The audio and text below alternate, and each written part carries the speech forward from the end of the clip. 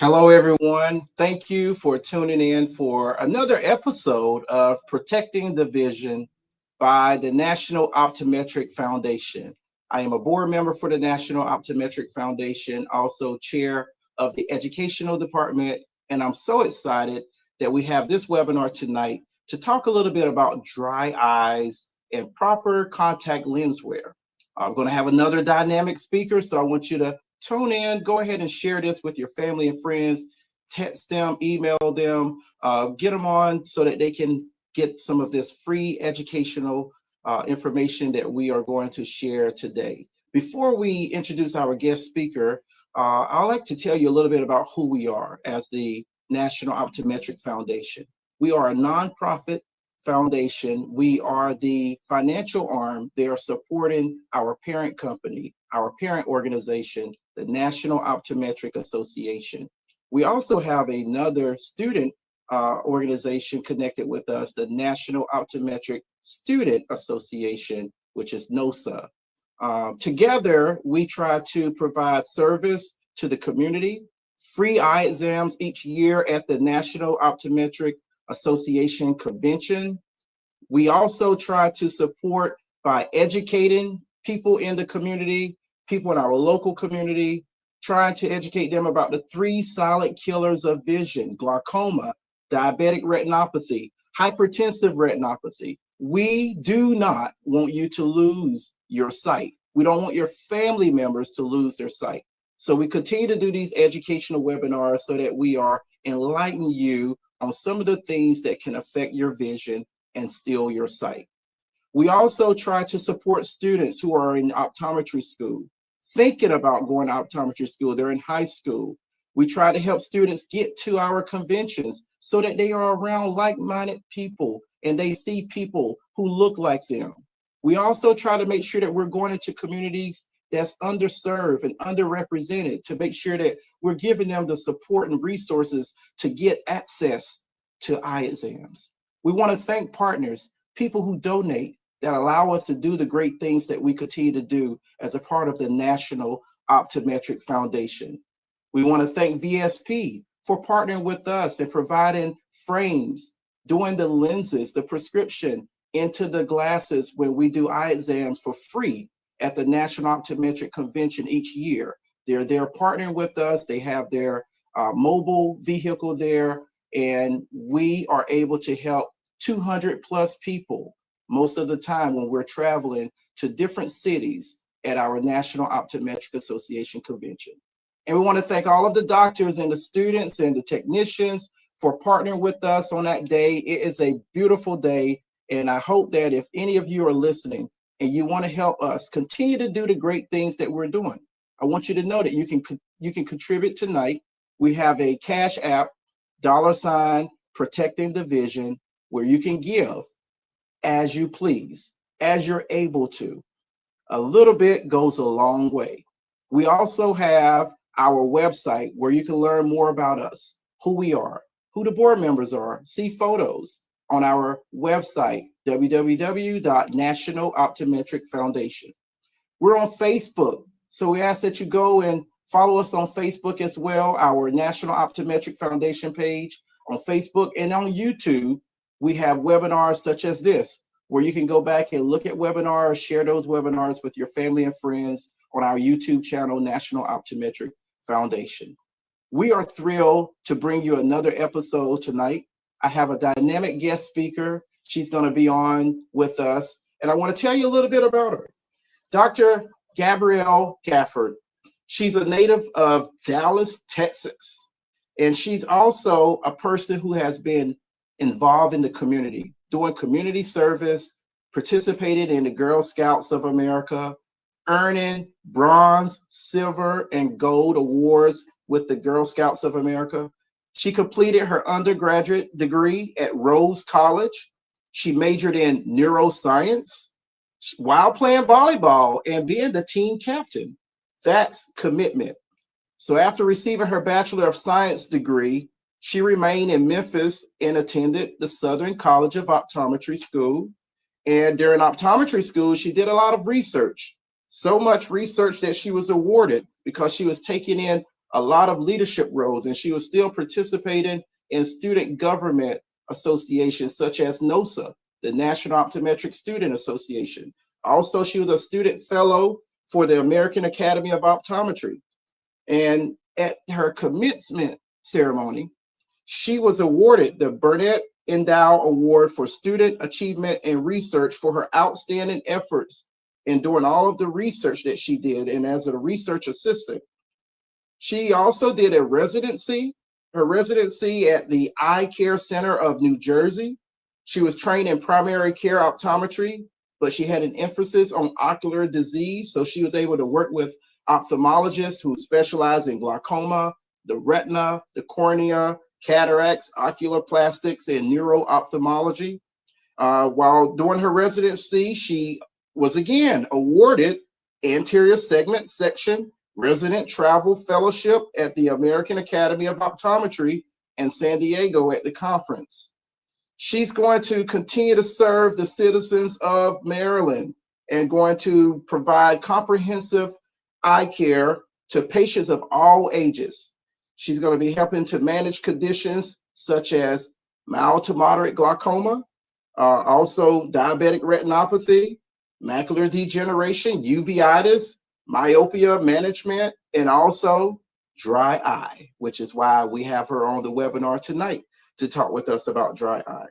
Her goal is not only to diagnose and treat ocular diseases, but she also wants to help her patients be an advocate for themselves and for their ocular health. And so when she's not in the office and working, she also likes to get out and enjoy volleyball. She likes to make floral arrangements and also spend time with her new kitten, Sasha. It brings me joy to welcome our great speaker for tonight, Dr. Gabrielle Gafford. Welcome to the show, Dr. Gafford. I'm so glad to have you on. Hi, thank you so much for having me. I'm so excited to be here tonight. And I want to thank you, Dr. Brown, and also the NOA and NOF for having me. Shout out to NOSA specifically. That was a great organization that really supported me throughout my optometry career. So I'm really glad to be able to give back tonight with my time. We're so honored to have you to grace us with your appearance on here tonight. And you know, I'm so glad that you mentioned NOSA because I can remember my time in optometry school, how NOSA, it was the part that we could participate in, we could serve the community. It connected us to the NOA. We were able to help. If you were a leader in NOSA, you were able to help other students in school be able to attend the conventions and just see the NOA and what the NOA contributes all the time and what the NOA is about, and meet some of the NOA doctors. And that did a lot for us just to be among the doctors. And I want to encourage students, if you're listening, if you've never been to the NOA conference, we want to see you get there. If you're struggling, you're having a hard time getting there, please reach out to us because the NOA will love to have your face in the place when we have our next convention. And guess what? We're going to St. Louis. That's right. We're going to St. Louis in 2026. We want the optometrists to be there. We want the optometry students to be there. So it's going to be another great time together. It's just like a big family reunion, really. You're receiving education, but you're also seeing people that you haven't seen in maybe a year or 5 years, or maybe since you graduated optometry school. So we're looking forward to that. And for those of you who can make it, we'll see you there in 2026. So, Doc, we are going to talk about today something that people are dealing with on a week-to-week basis. They come into the office, and sometimes they talk about this gritty feeling that they're having. Sometimes they talk about how things may be uncomfortable. For instance, if they're wearing contacts, contacts can become uncomfortable when you have dry eyes. And so I know you're going to drop some knowledge with us tonight as we're talking about these two topics. And I'll tell you, you know, even today while talking to a patient at the office, she's doing a lot of computer work. She's a data analysis, and she's doing a lot of input, and then she's back in school as well. So she was dealing with dry eye herself, you know, as well there. And I invited her to watch this webinar and get some golden nuggets from you tonight as well. So thank you again for sharing. I'm going to go ahead and get started and just ask you to share with our listening audience, if you would, just the basics of what is dry eye. Right. So, just like your patient, I would say a lot of us are struggling with dry eye today, just the nature of our the digital age that we're in. So, there's many definitions of dry eye, but I like the way that the Cleveland Clinic defines it actually. So they define it as a syndrome that affects the layers of the eye. So you have three layers in the tear film that cover your cornea. And this condition occurs when you either don't have enough tears or your tears evaporate too quickly. So, like I said, it's very common in the digital age that we're in. I would estimate it affects about 70 to 80% of my patients today. And another thing to note is it's a chronic inflammatory condition. So, treatments for dry eye tend to need to be done long term. But chronic inflammatory condition, and 80% you would say patients are dealing with this. Yes, even like the high school kids, they're using all the Wow. laptops and tablets in school. So, unfortunately, they are also being affected by this condition these days. Yes, things have changed. A lot of things are now being done, on the digital devices there, whether it be your cell phone or a tablet or Mhm. your laptop there. And people sometimes don't realize, as we focus on those things, we're so concentrated on those things that we're not blinking as much, and the eyes tend to dry out as well there too. I would think, just thinking about that in the youth, because we have some people that tell us, we ask the question when you fill out our patient forms, like, how many hours a day are you spending on digital devices? And some people are answering 9, 12. We even had one to say 15. And Yeah. that's a lot of time on those digital devices there. And it's still just because we have people listening who are patients. We have people who are advocates for their mom and for their dad. They may be going with them to their eye exam appointments. And speaking of eye exams, folks, if you have not had an eye exam in 2025, do not delay, do it today. We want to make sure that you contact your local optometrist and get on their schedule.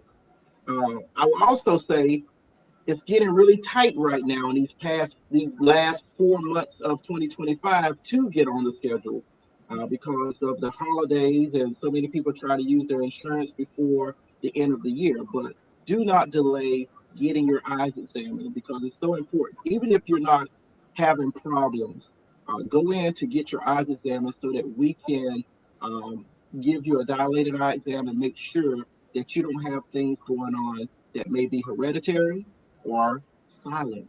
You can't tell. There are no symptoms. We talk about the three silent killers, and we try to educate the public about the three silent killers. So get your eyes examined. If you're not having dry eye issues, this topic you can't relate to, still, the message today is to make sure that we are going to help preserve vision. In order to preserve it, we need to make sure we give you that full comprehensive eye exam to make sure everything is okay. So book an appointment with your optometrist, please. Sorry, I didn't have that down to do tonight, but sometimes I have to do what comes up there. Different types. So we're talking about dry eye, doc, and there are different types of dry eye, I've heard, and I was hoping that maybe you could share some information about that with us. Of course, yeah. So, um, looking at the schematic of the tear film, we see here the cornea is the clear layer in the front of the eye. And then on top of the cornea is your tear film. So that's composed of three layers. You have the mucin, the aqueous, and the lipid layer. Dry eye primarily affects the aqueous and lipid layer of the tear film. So there's two types of dry eye. The aqueous deficient means that your eyes are not producing enough tears. We all have glands, lacrimal glands, that produce our tears for us. So if that gland is not producing enough tears, that can lead to dry eye. Also, the evaporative kind, that affects the lipid layer of the tear film. So, if your eye is not producing enough oil or good quality oil, your tears will evaporate very fast, and that will lead to dry eye. However, most patients have a combination of these two types of dry eye.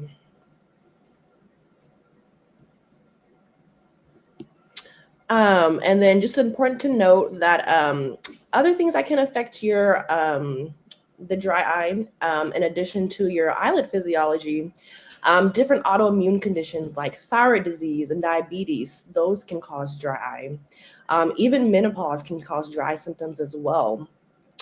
And other extrinsic factors include cataract surgeries and certain medications that we may take that can all lead to dry eye. So, medications that may cause you to have dry eye include antihistamines, so your allergy medications, antidepressants, and antipsychotics can also cause dry eye as well.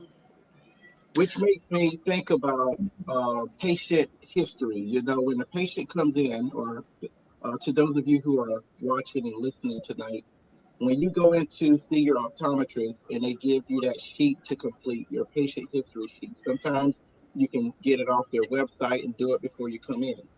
But that history is important. It's part of your communication to the optometrist about what's going on when it comes to your eyes and your overall health. So when she mentioned about medications, we want to know what medications you're on because certain medications can affect your vision. It can affect the condition dry eye. So knowing that can help us decide the proper protocol to take in treatment. Do you agree, Doc? Exactly. And just reviewing the patient history before they even come into the exam, it kind of primes us to know what questions to ask because if they have certain conditions or on certain medications, like you said, different protocols need to be in place. So that allows us to be able to guide the exam in the direction that's correct for the patient. Right, right. So that's good. And so um, someone go to the optometrist, they find out that they have dry eye. You know, the optometrist may tell them which type, which you're covering the types there. Mhm. And they may explain some other things to them. But what about treatments? Are there treatments for dry eye? How would they go about, with the treatments there? Can you talk a little bit about that? Yes, that is the great news about dry eye is there is an infinite amount of treatments that are available. So it's a very hopeful condition, if you will. So this top row is what we call first line therapy treatment. So this is all things you can get over the counter in the pharmacies. So this is all things your doctor will probably recommend the first time you encounter them. You encounter your doctor and they diagnose you with dry eye. So we have some artificial tears up here, as well as a warm compress mask, in addition to lid scrubs. So these are all good treatments, but they all treat a specific type of dry. So that's why it's important to make sure you're talking with your doctor. If you are doing a dry treatment, make sure it's the correct treatment for your kind of dry eye. We also see some fish oil omega-3 supplements up here. So taking those supplements will help your eyelids produce better oil quality. And then we see on the bottom row, if the first line of therapy treatment doesn't work for the patient, there are some things we can prescribe to the patient. So everything from antimicrobials to steroid drops, that will help the patient in cases when first line therapy treatment fails. One of my favorite things to do is something called punctal plugs. So that's where you actually plug up the tear ducts in your patient's eyes. So instead of the tears draining in the nasolacrimal duct, they stay on the patient's eye. And I found that's been very effective with a lot of my patients. I love that you are letting them know that this is a hopeful condition. You know, there is hope for you if you have dry eye. There's different types of treatment. I really appreciate you for putting that message out there as well for them. Of course, yeah. And when the prescription medications don't work, there's other things we can try. So this slide is more for severe type kinds of dry eye. So You can do anything from amniotic membranes to autologous serum tears. There's different physical treatments you can do on the eye to promote healthy tear film and prevent dry eye symptoms. So this is probably just the tip of the iceberg. There are so many treatments. So just talk to your doctor about what's best for you, and they can recommend the best option for you. I really like that that previous slide that we're on about the artificial tears, because patients Mhm. go into the pharmacy area and they see so many different, yes, thank you. They see so many different colors and boxes and brands. Do you talk with them about what they may see when they go into Walmart or CVS and they're looking for the artificial tear that you want them to get, whether that's sustain or refresh or blink? Do you talk with them about, being careful, making sure that they're getting the right thing? Yes, of course, because all eye drops are not created equally, you know. So I know a lot of times the Clear Eyes and the Visines, they're widely available, like in gas stations and different stores, but those actually have a few harmful active ingredients in them. So I try to stick to more of the Sustain, Refresh, Optase. Those have been proven to really help patients, and they're also safe for the eyes. Right. We had a patient in today. I think this young man was only 16, Mhm. and he mentioned that sometimes his eyes are dry because he's dealing with allergies. And I asked him if he was taking any lubricating drugs there to keep his eyes moist throughout the day. And he mentioned yes. So, they'll say yes, but then they won't continue and tell you what. So I have to pull it out of him. And when I did, he said that he's taking Mhm. clear eyes. And I was like, okay, let's talk about that. So, just as you said, clear eyes and advising those things you don't want to use as often. They can have a rebound effect as well. There. So, thank you for pointing that out for those who are listening, so that they make sure that they don't go and pick up Visine because they're having, that red eye, or their eyes are feeling gritty and dry. Exactly. And it can actually lead to worsening symptoms of dry eyes. So, yeah, I always try to say stick to Sustain and Refresh. Those are two really reliable brands that we recommend pretty often. Yeah. And do you ever, Doc, and I don't know if it's up there, sometimes I overlook that, but do you ever recommend at night a gel? Yes, I love a good gel drop for nighttime. I recommend that for patients when they express when they wake up, their eyes feel dry. A gel drop is a great thing to use at nighttime. It's a little bit thicker, so it can make the vision slightly blurry. So also patients, use that gel right before bedtime, right before you get in the bed. That way you can wake up with your eyes feeling refreshed. Oh, that's good. That's good. So good note for those of you who are listening. You're waking up, your eyes are feeling dry. Talk to your doctor, talk to your optometrist about the possibility of incorporating a gel drop at night, something that you use right before you get ready to go to bed, and just to keep the eyes feeling nice and fresh and feeling good, moist as you're sleeping at night there as well. Um, Exactly. And then some other like lifestyle changes you can make to help with dry symptoms. Getting proper sleep hygiene. So when you're staying up all hours of the night, the air is just constantly hitting your eye, drying your tear film out. So proper sleep can help with dry eye. Also, making sure that the vents and fans throughout the day and at night are not pointed directly at your eyes, but facing away from your face.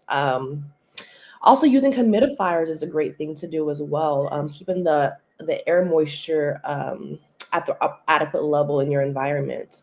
And then the last thing, I know we talked about the digital age that we're in. We have something called the 20-20-20 rule. So when you're on the computer, every 20 minutes, take a 20-second break from the computer, look 20 feet away, essentially saying look up and blink every few hours. Because when we're on the computer, like you mentioned earlier, our blink rate is decreased. So we're really supposed to blink every 3 to 8 seconds. But on the computer, of course, that does decrease. Wow, great tips there that you're putting out there. Thank you so much for sharing that, because that's always something to remind people about, that 20-20-20 rule Mhm. that you just mentioned. But also, you were talking about what I said. The fan, not having a fan blowing directly in your face, when you're going to sleep at night. That's a great tip because I know a lot of people sleep with a fan. We want to make sure just the fan is not pointed directly at you when you're sleeping at night. So thanks for sharing that, Dora. Mhm.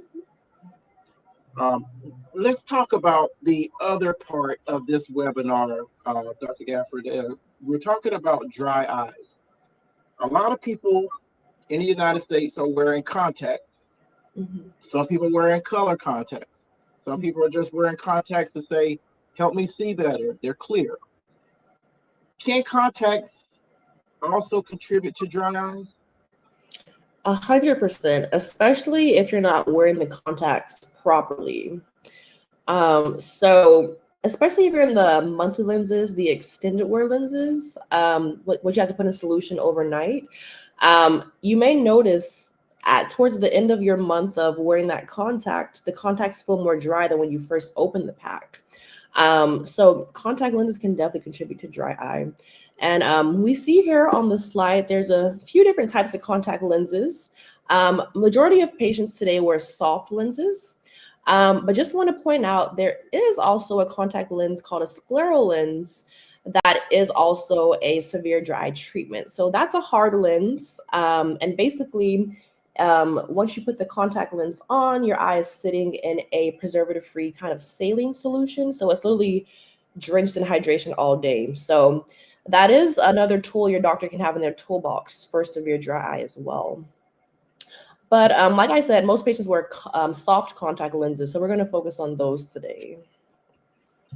Well, good, good. And maybe also something that would be helpful. I try to remind patients, even just a simple thing of before they put the contacts in, like we're giving them trials, just to wash their hands. Sometimes people want to skip that part. So maybe you can give us some tips about hygiene, also when it comes to contacts, since we're talking about proper contact lens wear. Yes.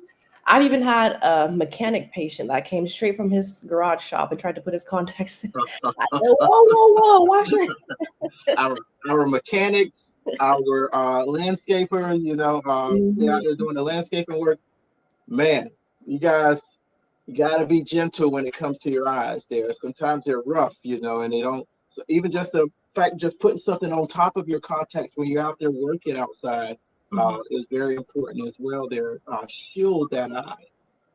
Definitely wearing safety glasses when you're at work. If you have a lot of debris in your environment, that will help to have better contact lens hygiene and help to reduce dry symptoms as well. So you mentioned the first thing, you always want to wash your hands before you put the contacts in with soap and water. So just a few tips. You never want to sleep, nap, shower, swim, or get into the hot tub while wearing contact lenses. All of these things can increase the risk of eye infection. Now, a lot of people don't know about showering in contacts. I've found that when I tell my patients that these days, it's like new information to them. But yes, showering in your contacts can definitely lead to eye infection. There's little bacteria in the tap water that can get trapped underneath your contact. So you want to make sure you're wearing your glasses or just no correction when you're showering. Yes, I try to remind when I'm talking to some of our young patients here about contacts. I tell them the SSS rule there: Mhm. shower, sleeping in them, and also saliva. Don't use your own saliva. Use proper solution when you're dealing with the contacts, and especially if you have the monthly contacts and you're storing them, or you're trying to get them out. Your saliva is not the way to get that moisture there. You need to use proper contact lens solution to Mhm. remove and insert your contacts as well as store them too. Exactly. Also, our athletes, if your contact lens falls out during a game or a sporting function, you don't want to try to put it right back in your eye. Try to take a time out, rinse it off in some solution and then put it safely back in your eye. Because it's important. It's important to protect your eyes and make sure you're using proper hygiene and not causing you to have to go and see your optometrist for a more serious condition because you didn't take time to properly handle your contacts there. So great, Great tips, great advice, Doc. I just want to break for a moment and kind of remind those who are listening what we're doing here. This is a educational webinar. We have guest speakers on every third Monday at 7 p.m. Eastern Standard Time. The National Optometric Foundation is a nonprofit foundation. We are connected to the National Optometric Association, our parent organization. We also have the National Optometric Student Association. We want to provide education. We want to highlight certain conditions, ocular diseases. We have guest speakers that's on sharing their knowledge to the public for free. So please share this with your family and friends. If they can't get on tonight, catch us next month. We'll have another guest speaker on with us. But you can also go on our YouTube channel and get some of the webinars that we've done in the past, and you can share those through text, through email, share the link so that they can get some of this great information that's being shared.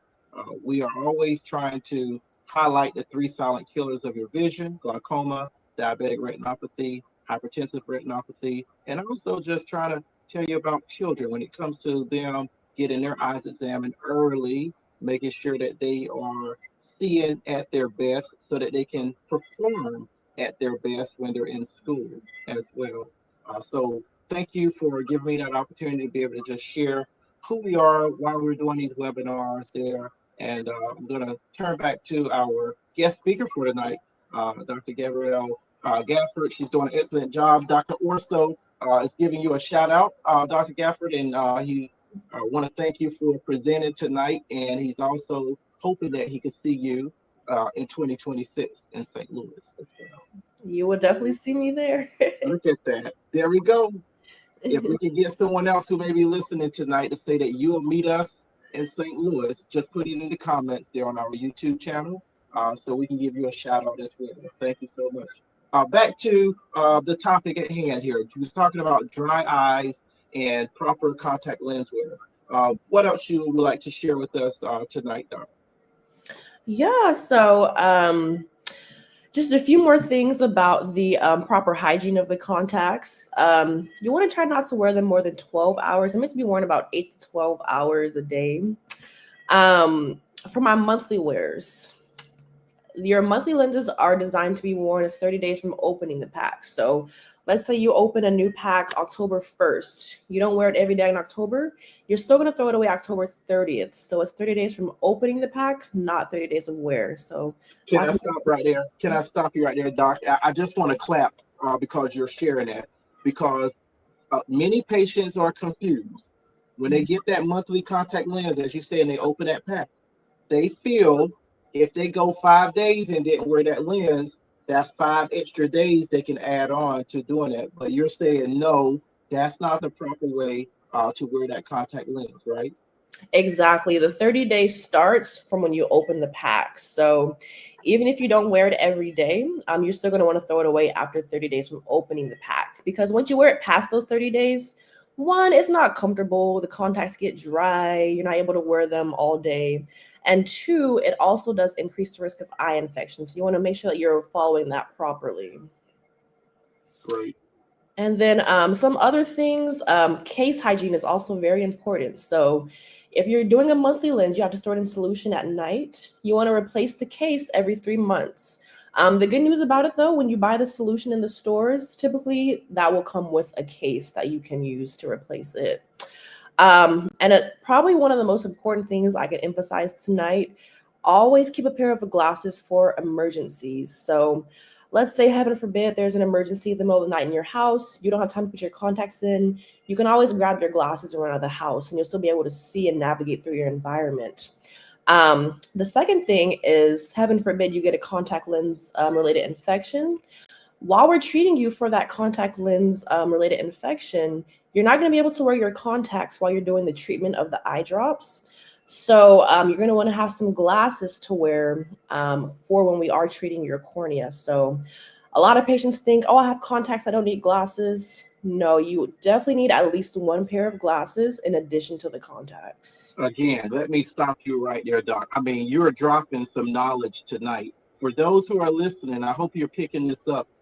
She's dropping it because people do come in and say, I love wearing contacts.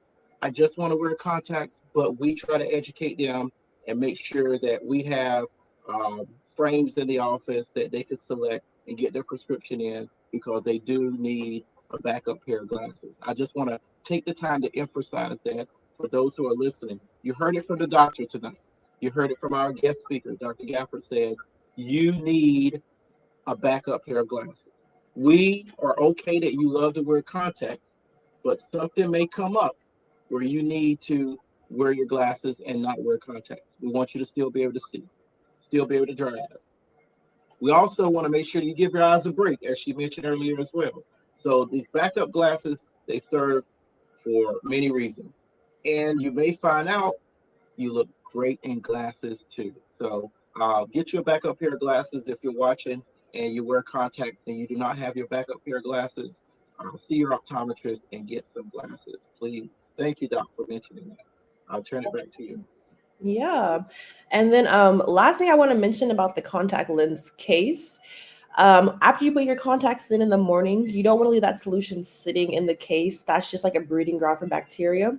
You want to dump the remaining solution out of the case, leave the top off of the case, and let it air dry throughout the day. Sometimes some corneal infections can come from an unsanitary case. So make sure you have proper case habits as well. Wow, that's good. Is there another proper hygiene bullet that you got? I think that's about it. So let's talk Okay. about what can happen if you don't wear the contacts properly. So these pictures are actually pretty PG here. It can get a lot worse, but these are some common signs we see when people come in with an eye infection, what their eye can look like. So it can affect the cornea. You can have a bacterial infection of the cornea. It can also affect your eyelids. So that friction from the contacts, if you're overwearing them or sleeping in them, that can cause some discomfort and these bumps to occur in your eyelid. So what are some signs of eye infection? If you think your eye might be infected from contact lenses, you may experience some of the following.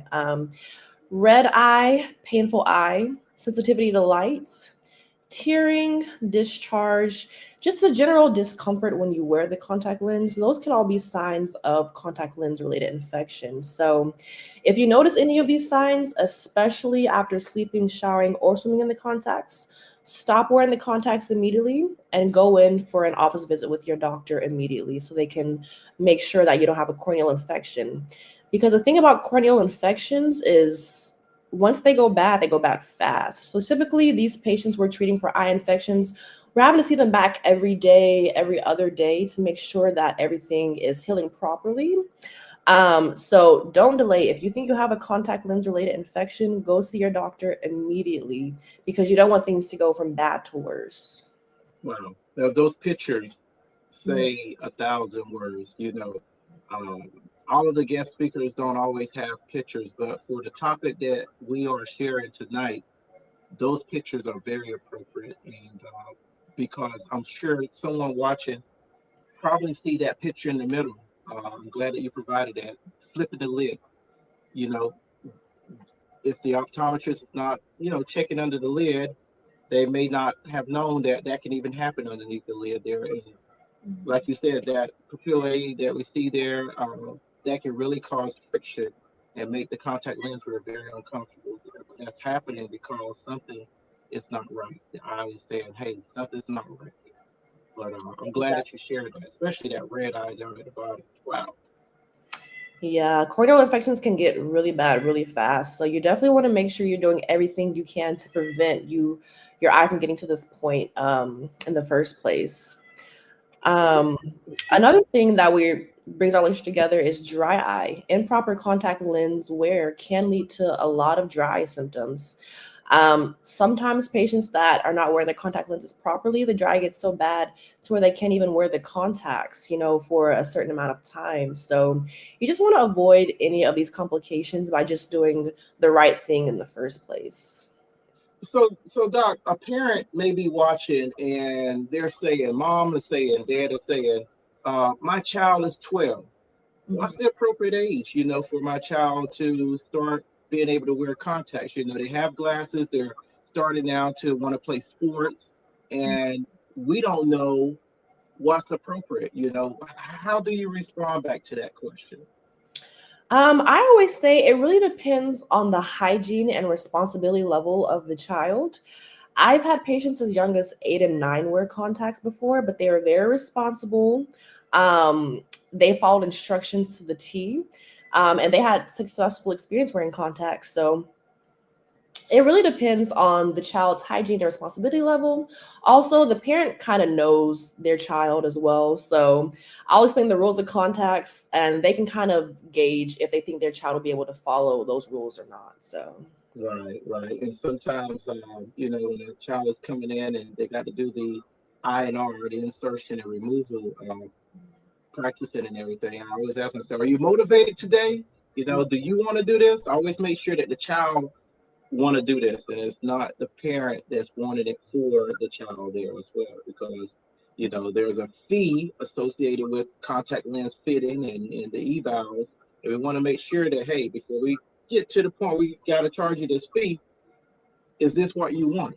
So we always want you to be motivated there as well. But that's a great tip that you shared, responsibility, because they need to be able to put it in, take it out, the Mhm. contact lens, and also take care of it as well.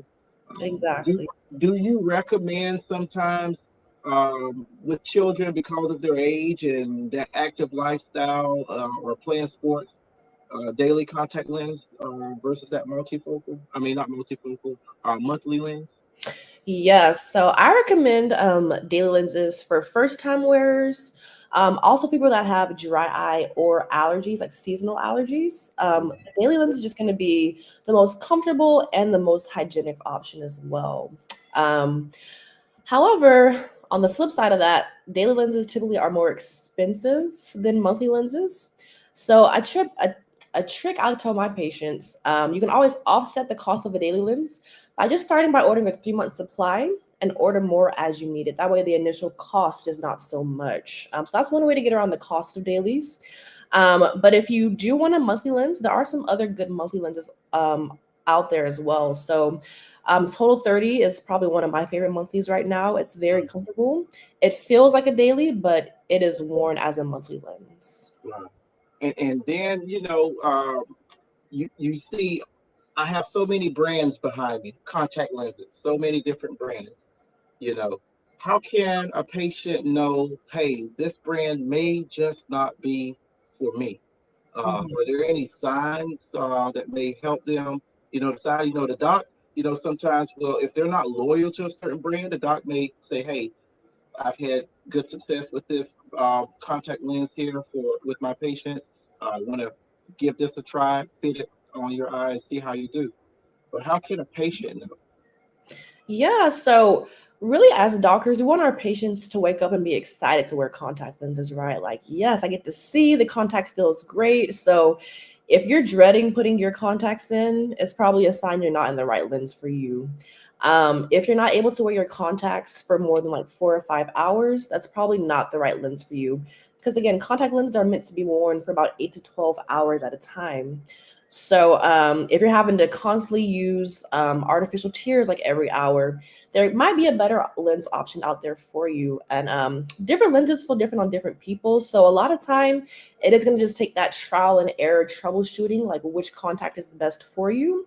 But that's just going to require patience and just working with your doctor, communicating with your doctor, and you guys will definitely come to the right solution for you.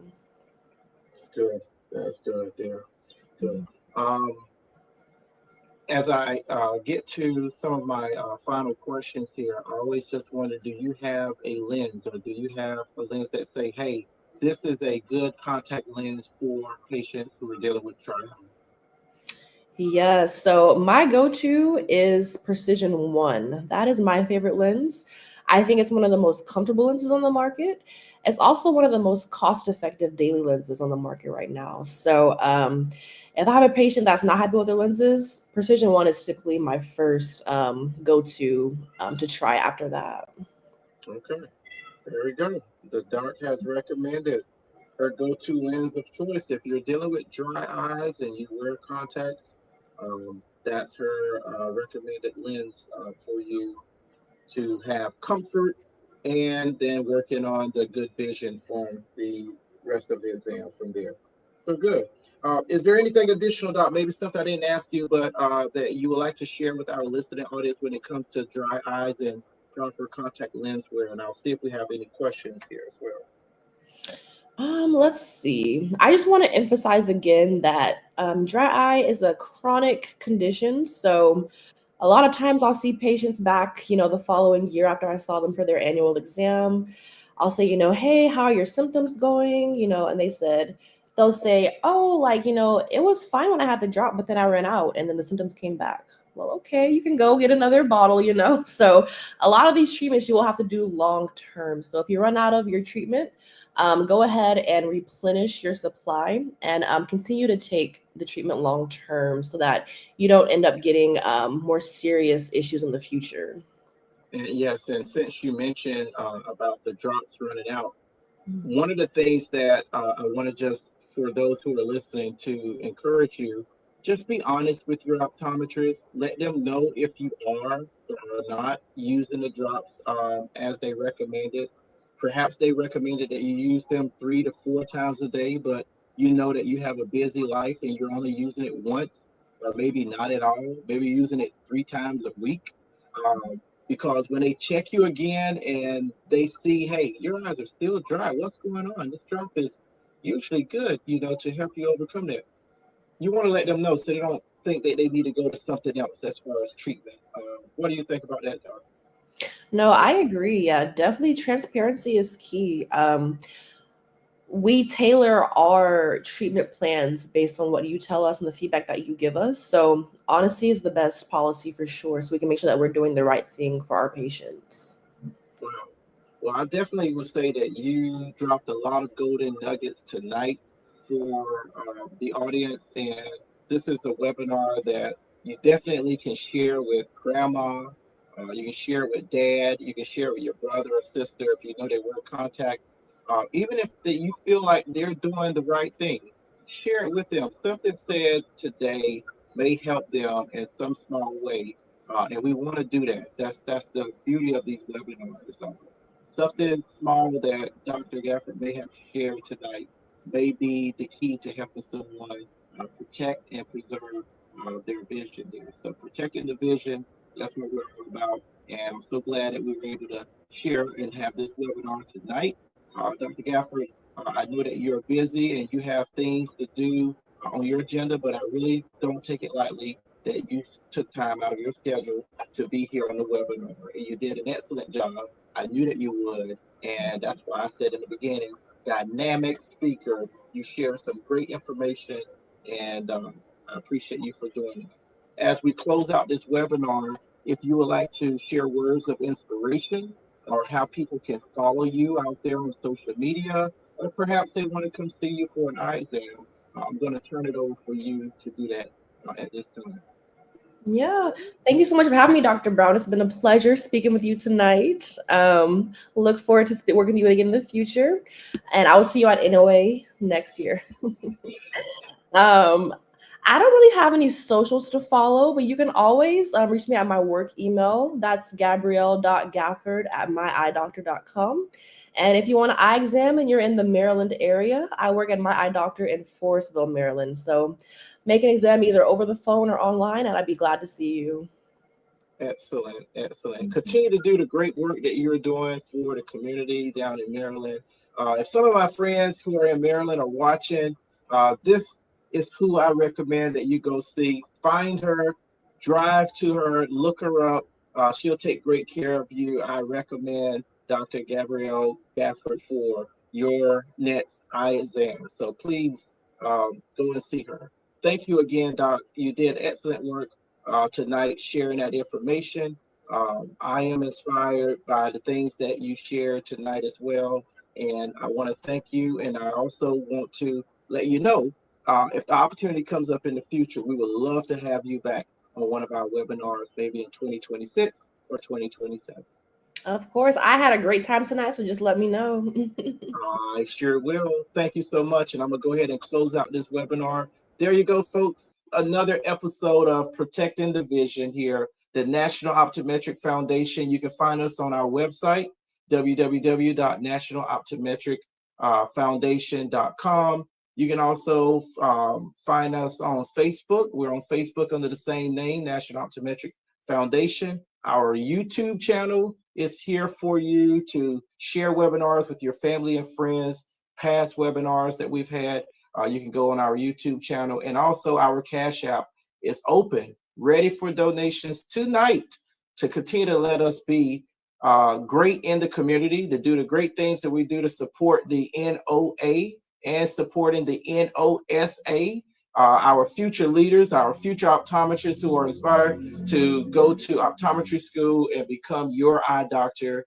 We want to support these students there. So continue to allow us to give scholarships to help them along their journey and to help them to continue to attend convention as well. The NOA convention is going to be in St. Louis, Missouri in 2026. We hope to see your face in the place. Dr. Mark Orso is excited to welcome you again to the NOA convention. He's working greatly along with Dr. Barnes, and they're going to have another great convention. We had a great time this year, and I'm looking forward to 2026. Again, I am Dr. Timothy Brown, board member for the National Optometric Foundation, chair of the Education Committee. I'm so excited to be able to have this webinar with you tonight. Looking forward to sharing with you next month, third Monday, 7 p.m. Eastern Standard Time. I'll see you on our next webinar. Thank you.